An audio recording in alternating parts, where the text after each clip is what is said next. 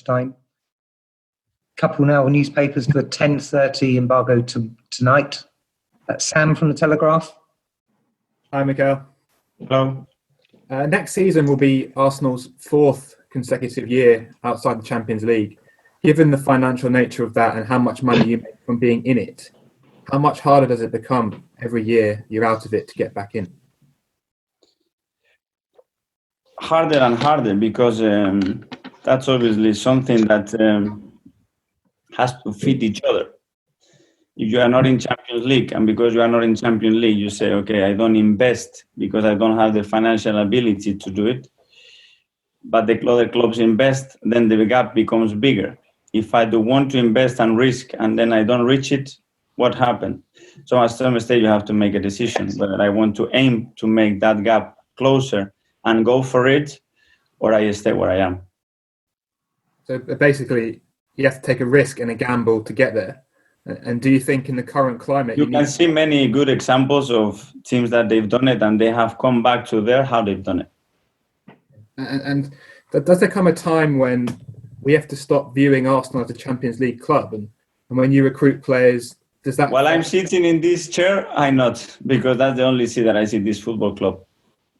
But for players looking in at you, do you think Arsenal still attracts them in the same way that 4 or 5 years ago? Yes. What about the club do you think is doing that? Excuse me? What about the club do you think is really appealing to players still?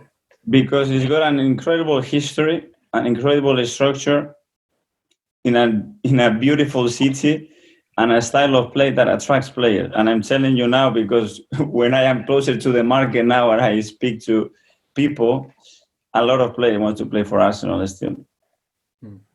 Last summer, Josh Kroenke said, Arsenal have got a Champions League wage bill on a Europa League budget. But now there's quite a big possibility maybe that will be a Champions League wage bill on a budget without even Europa League. Do you expect there to be, as a result of that, people leaving the club, players going and being sold? I'm not expecting that. I'm not saying it's not a possibility. I don't know. In football, everything is possible. Okay. And just lastly for me, what else do you need as a coach, or what do you need as a coach from the club to take Arsenal back to that level? What I need to do, first of all, is myself do my work as good as possible, improve this team and the players individually as much as possible and get the maximum out of that. And then what we need to do at the end of the season is, okay, let's see the direction we want to take, agree on the ambition of the football club, realize that where we are, the demands are going to be huge. Still, it doesn't matter what we do. That's never going to change because it's linked to our history and our success, and move from there and put a plan together where we can achieve that as quick as possible. Thank you. Thank you. Adrian at the Mail. Hi, Mikel, just a few from me. Mikel, I just wanted to ask, what have you made of sort of stats that sort of came out after the game at the weekend about the points being dropped from the sort of winning positions at Arsenal? I just wonder what conclusions you've come to in terms of sort of reasons behind why that's happening and what you can do to resolve it. Various different ones. Some of them has been lack of concentration. Some of them have been some individual errors.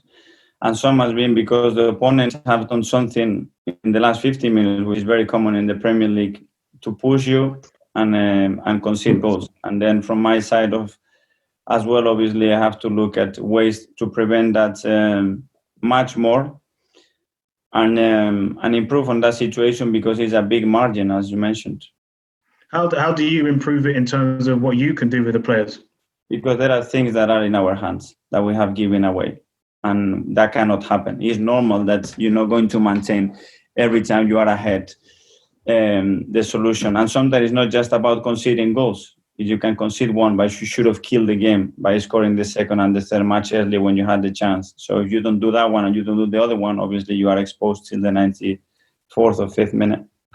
Yeah, just on that, obviously you had real control of the North London derby at the weekend, for example. How do you kind of transform your players, if you like, and get in their heads the importance of getting that second and that third goal to kill off the game? How do you actually go about doing that? That's a mentality. It's a mindset thing, and that's the way we have to play in every ground. It's much harder to do what we've done at White Hart Lane and to propose the game that we did and play with the personality, direction and dominance that what we did than to resolve just an individual error. It's much complicated to put your team to play that way than just minimize one individual error or something. So I'm pretty confident that medium term that will be resolved pretty quickly. Just lastly, you spoke earlier on about Liverpool and their buy-in. I just wanted to ask about one player in particular who had a transformative effect on their defence, Virgil van Dijk. In particular, I just wondered what you sort of made of how big an impact he's been able to have on their defence, first of all. And is that the sort of thing now you're kind of in the position of trying to build a squad, build a defence that you look at and you think, I would even like to find that, I'd like to try and find that sort of player. And can Arsenal actually even afford to do something like that? Well, the margin that Liverpool had in the previous seasons, the goal they were conceding and how they were conceding those goals, with some individual errors, we saw set pieces as well, for example. And the moment they touch the spine of the team, that changed it dramatically. Same team, same players, same amount of arrivals in the final third, same recovery time after losing possession, but completely different numbers. So that's a quick fix.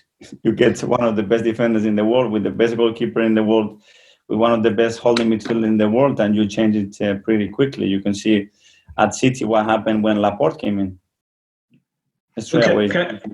As a manager trying to build a squad, do you look at, say, somebody like Van Dijk, and does that kind of almost give you a template when you're trying to build your squad and try and find that figure that can have such an impact on the way the team defends, first of all, and the way they can play?